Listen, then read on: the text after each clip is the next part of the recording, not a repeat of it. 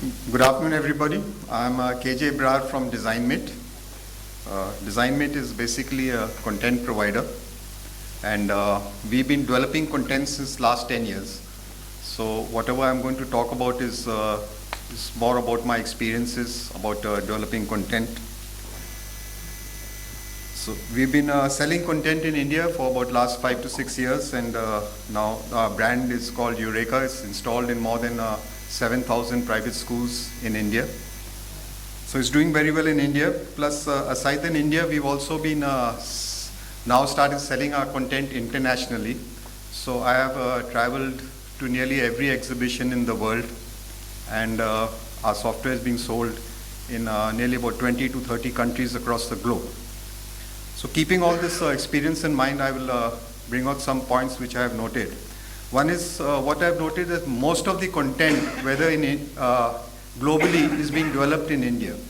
Either the content is being made as products in India, or it's the Indian companies which are providing service or kind of offshoring. They're making content for other companies abroad.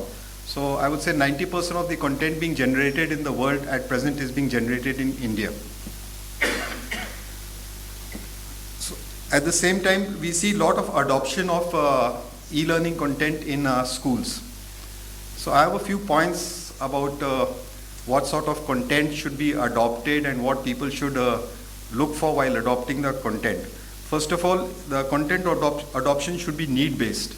That means we should have e-learning content in a classroom which is going to solve some problem for the teachers or for the learners. That means the content should be able to, should be on those topics which a teacher finds difficult to teach, or a topic which a student finds difficult to learn. What I've noticed is little otherwise in India, specifically that the teachers in the schools are looking that the complete books or the complete curriculums should be converted into e-content or digital learning.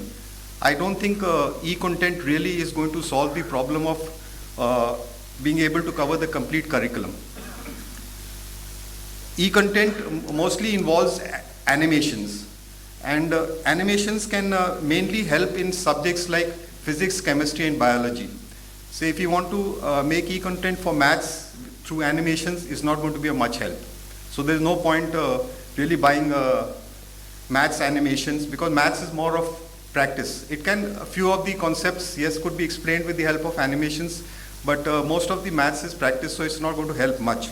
While for, let's say for a topic like physics, you know, in physics everything is abstract, all the forces are abstract, like we can't see electricity, we can't see optics, we can't see rays of light, or we can't see friction, we can't see you know, all the forces, whether it is electromagnetic force or any force, all these forces are not visible to the naked eye. But with the help of animation or with the help of computer graphics, they can be depicted. So they are actually solving some need. So it is going to help the teachers and the learners or the students as well. Similarly, when we come to a subject like chemistry, we cannot see things at the subatomic level, like we can't see protons or electrons or neutrons, or when experiments are happening, we cannot see how the electrons are moving from one atom to the other or from one compound to the other. So all these things can be shown with the help of animations very well. So they actually solve some need and they bring some extra dimension to the traditional method of teaching. And same would be the case in biology, where we cannot see anything happening inside a human body, or we cannot see bacteria, virus, or we cannot see things inside a plant. So all these can be shown well with the help of 3D animation, and they're actually solving a need. While if you are going to use e-content for history, it's not going to solve too much of a need, or even if you're going to use it for social science and things like that. Secondly, I've seen that though there is a lot of content available, but the main, one of the main reasons why digital learning or e-learning content or animations are going to help is to get the engagement of the student.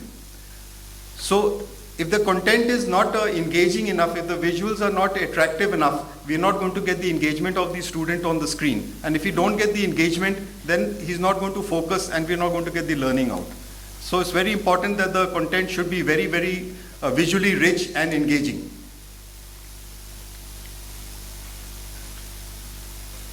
At the same time, the technology gives us the ability to make, like what David had said, virtual simulations or the lab experiments.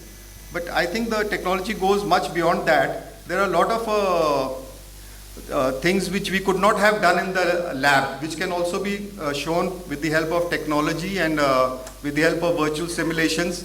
Like you could not show a Boyle's law experiment in the lab, or you could not show a nuclear reactor in the laboratory.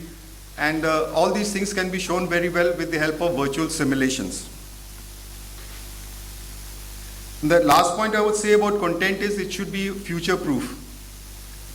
Considering how technology is changing, and specifically now, since I think from next year onwards, we're going to have a lot of tablet launches, aside than whatever we have, and there'll be a lot of adoption of tablets by the students, by the schools.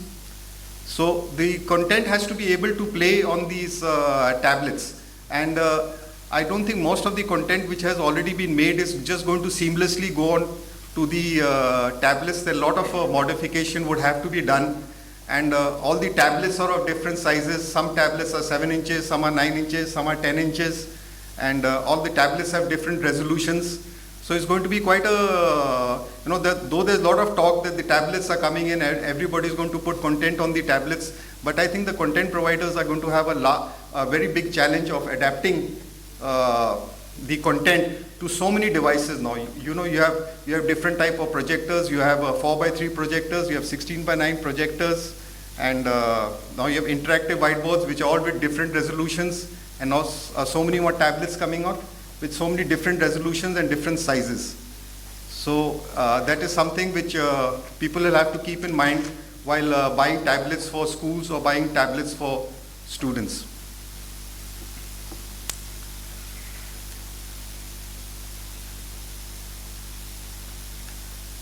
I think that's all from my side as far as a content provider. That's my perspective of things. So if you have any questions, you can ask me later. Thank you.